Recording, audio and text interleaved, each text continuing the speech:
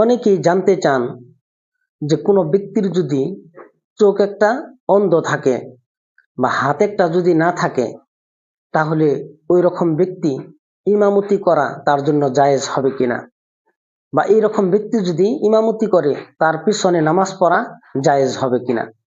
খুবই গুরুত্বপূর্ণ বিষয়।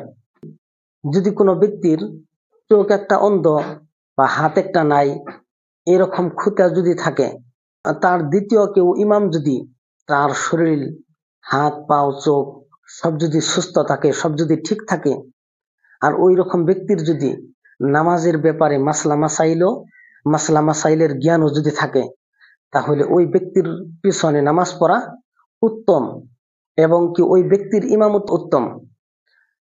কারণ বিশ্বনবী সাল্লাল্লাহু আলাইহি ওয়াসাল্লাম তিনি বলেছেন, তোমাদের মধ্যে সর্বোত্তম ব্যক্তিকে তোমরা তোমাদের ইমাম বানায় নাও।